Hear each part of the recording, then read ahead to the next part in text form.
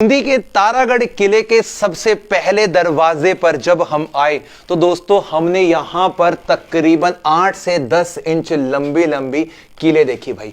और ये उसी वक्त का दरवाजा आज भी ज्यों का त्यों खड़ा है और इसका आधा जो हिस्सा है वो तो बंद है। और यहां पर आप देख सकते हैं जो होल दिख रहा है इसके पीछे लकड़ी का एक लट्ठा लगाते थे ताकि दरवाजा बंद होने के बाद में इसको खोल पाना मुश्किल हो। यहां पर सैनिक वगैरह तैनात रहते थे, ऊपर रहते थे ढोल नगाड़ा लेकर और अपने पास में अस्त्र शस्त्र लेकर। अंदर की तरफ जब आप आएंगे तो यहाँ की सीढ़ियां और इसके साथ में बना हुआ ये वाला जो हिस्सा है सैनिकों के बैठने की, खड़े होने की एक चौकी दिखाई दे रही है और इसके यहाँ पर खंडर भाग दिखाई दे रहे हैं। उसके बाद दोबारा से हमें यहाँ थोड़ा सा स्टीपर होकर जाना पड़ेगा और एक दरवाजे को यदि दुश्मनी सेना भेद देती है तो इसके बाद जो दूसरा दरवाजा है वो बिल्कुल एक राउंड शेप लेकर आता है और सीधा सैनिकों को दिखाई भी नहीं देगा कि यहाँ पर एक दूसरा दरवाजा भी बना हुआ है। आप इस दरवाजे का व्यू देखिए और यहाँ की जो बनावट है वो आज भी हमें उन राजाओं के इतिहास को समझने में मदद करेंगी। और दोस्तों छोटा दरवाजा सामान्य लोगों के लिए खुलता था, बड़ा दरवाजे यहाँ के राजा आते थे तब खुलता था। तो आज हम अंदर की तरफ जाएंगे और यहाँ पर आइए आप। आज तक हमने किसी भी किले के दरवाजे पर इतना बड़ा ताला नहीं देखा दोस्तों। ये है राजा महाराजाओं के समय का तकरीबन 15 किलो वजनी ताला और इसको किस प्रकार से खोलते होंगे, यहां से इनकी चाबी लगती होगी, हमें इसका कोई आइडिया नहीं है। बस इतना पता है कि ये आज के वक्त में यहाँ पे लगा हुआ है और इस प्रकार से ये बंद किया जाता था और इससे हम उस समय की जो विरासती चीज है उसको भी देख पा रहे हैं। यहाँ के अंदर के कुछ व्यू को हम कैप्चर कर लेते हैं, राइट लेफ्ट वाले हिस्से को। यहाँ पर भी कुछ लगातार ये कमरे बने हुए हैं, यहाँ वाले हिस्से को आप देख सकते हैं और यहाँ पर सैनिक वगैरह बैठे रहते होंगे। इधर वाले हिस्से को भी हम देखेंगे, कुछ कमरे बने हुए हैं, सेम इसी प्रकार के जो कमरे हैं वो यहाँ वाले हिस्से में बने हैं। और दोस्तों ऊपर की तरफ जो आपको ये हुक्स दिखाई दे रहे हैं, यहाँ पर वो मशाल वगैरह लेते थे और रोशनी का इंतजाम किया करते थे। अब यहाँ की एक एक चीज़ों को हम समझेंगे। सामने की तरफ भी सैनिक रहते थे, पूरे जो शहर का व्यू कैप्चर किया करते होंगे।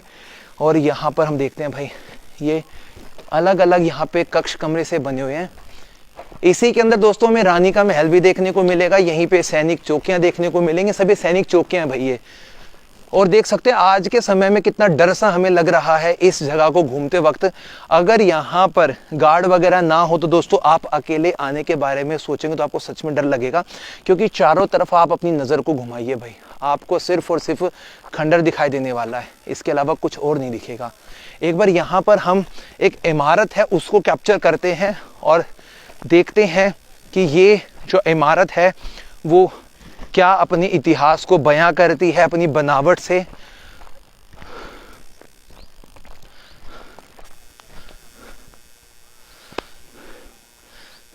दोस्तों यहाँ पर हम उस वक्त का एक बहुत बड़ा पानी का टांका देख पा रहे हैं। यहाँ पर पानी स्टोर करके रखा जाता था और किले में सैनिक, राजा रानी और उनके मुख्य जो मंत्रीगण होते थे वो पानी की व्यवस्था को यहीं से पूरा किया करते थे। आज के वक्त में इसकी जो बनावट है उसको देखकर ये हमें काफ़ी लुभावनी भी लग रही है और आप ये समझ सकते हैं कि पहाड़ के इतने ऊंचे वाले हिस्से में पानी स्टोर करने के लिए बारिश पर निर्भर रहते होंगे। बारिश का सारा जो पानी है वो यहाँ पर इकट्ठा करके साफ रखा जाता था ताकि जिस समय पानी की कमी हो तो उस समय ये जो बावड़ी है, ये जो टांका है पानी का, वो मदद करे।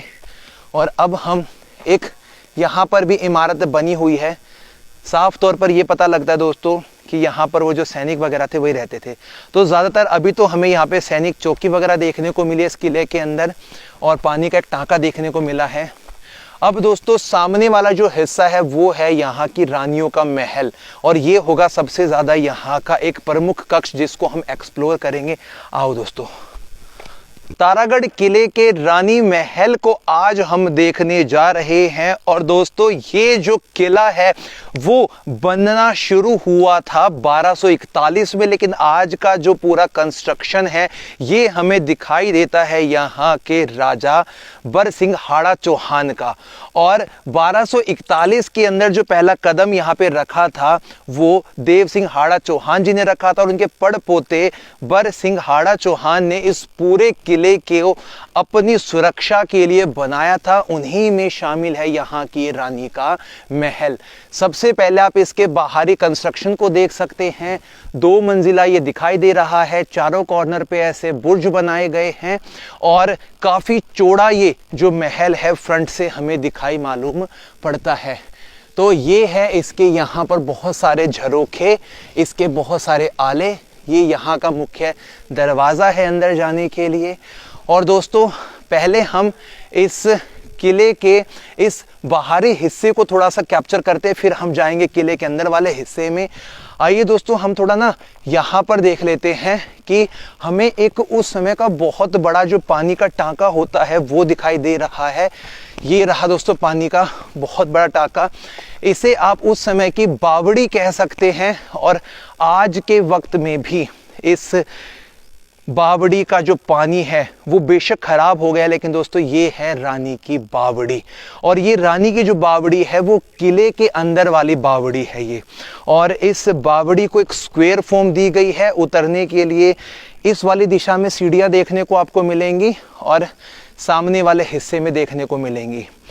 बावड़ी का जो अर्थ होता है वो पानी के स्टोर करने के लिए इस्तेमाल में आता था। और किले वाले हिस्से में उनके जो सैनिक रहते थे जिसके लिए पानी की बहुत ज़्यादा आवश्यकता होती थी, इसलिए इन बावड़ियों को बनाया जाता था। बावड़ी के पास वाले क्षेत्र में काफ़ी जो हिस्सा है वो ठंडा रहता है। तो सामने की तरफ जो आपको एक छोटी सी इमारत दिखाई दे रही है वहाँ पर आप बैठकर विश्राम वगैरह कर सकते हो। बड़ी बड़ी ऊंची ऊंची यहाँ से हमें प्राचीर दिखाई दे रही है। और अब हम एक बार दोस्तों जाएंगे इस रानी महल के अंदर वाले हिस्से में और वहाँ जाकर आपको दिखाएंगे कि क्या कुछ हमें अलग से देखने को मिलने वाला है।